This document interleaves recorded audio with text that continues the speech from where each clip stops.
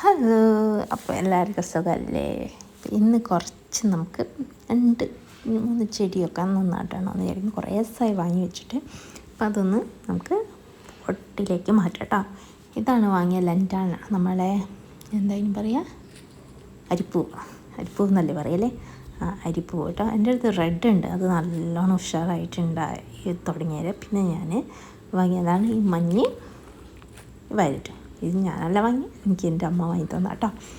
അങ്ങനെ ഇത് കുറേ ഇപ്പോൾ ഒരു മാസത്തിൻ്റെ അടുത്തായി ഇങ്ങനെ തന്നെ കവറിൽ വെക്കുന്നത്.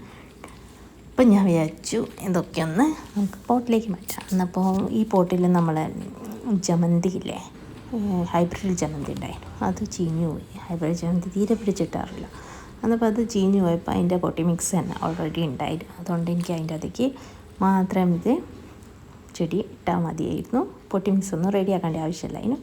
അങ്ങനെ ഞാൻ ഈ വയലറ്റ് ലെൻറ്റാന അതിൻ്റെ അകത്തേക്ക് ഇട്ടിട്ടോ.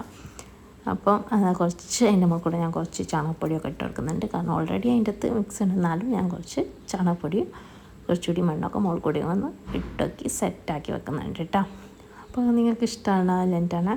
റെഡ് അടിപൊളിയായിട്ട് നല്ല ഭംഗിയാണ് കാണാൻ.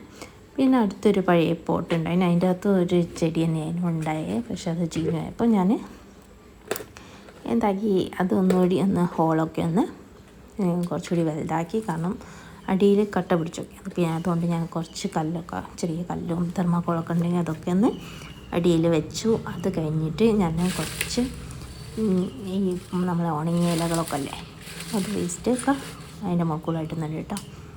അപ്പോൾ ഇത് ചെയ്യാൻ പറ്റാത്ത കാരണം ഞാൻ ഇതിന് ഇറങ്ങിയാൽ കാശ് കിട്ടണം, ബാക്കിൽ ഇറങ്ങും. പിന്നെ രണ്ടും കൂടി നടക്കില്ല. അവൻ പല ചെടികളും പൊട്ടിക്കൊന്നുമില്ല, പക്ഷെ അവന് അങ്ങനെ മണ്ണൊക്കെ ഇട്ട് ചെടികളൊക്കെ സെറ്റാക്കി വെക്കണം. അപ്പോൾ എല്ലാം കൂടി കൊള്ളാം. അതുകൊണ്ട് ഞാൻ അവന് ഉറങ്ങുന്ന സമയം നോക്കിയിട്ടാണ് ഈ പരിപാടിയൊക്കെ ചെയ്യുന്നത്. അപ്പോൾ ഇത് യെല്ലോ കേട്ടോ. അപ്പോൾ ഇത് കുറച്ച് ടൈറ്റായി കിടക്കുന്നുണ്ട്.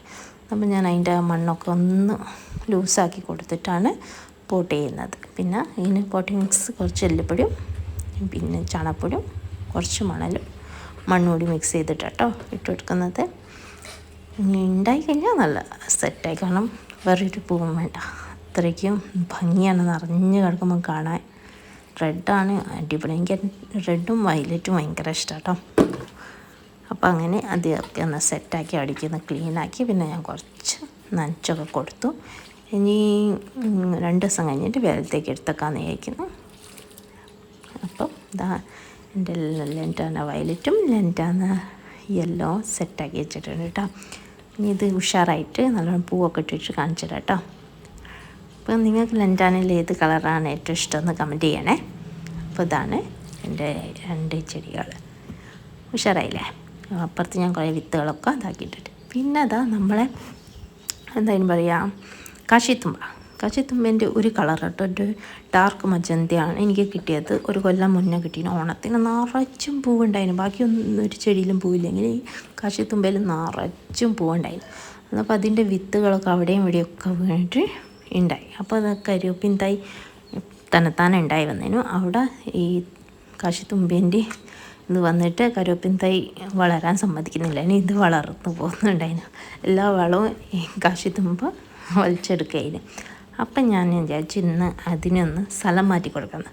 പോട്ടിലും അവിടെയും ഇവിടെയൊക്കെ ഇട്ട് കുറച്ചുണ്ട്. കാരണം വേറെ ഒരു ചെടിയില്ലെങ്കിൽ കാശിത്തുമ്പ് ഉണ്ടെങ്കിൽ പെട്ടെന്ന് ഉണ്ടാകും. കാരണം അത്ര നമുക്ക് നോക്കി നടക്കേണ്ട ആവശ്യമില്ല. അപ്പോൾ ഞാനത് റോഡിൻ്റെ സൈഡിലേ, വീട്ടിലേക്ക് കയറുന്ന സൈഡിൽ ഞാൻ കുറച്ച് സ്പേസ് ഉണ്ട്.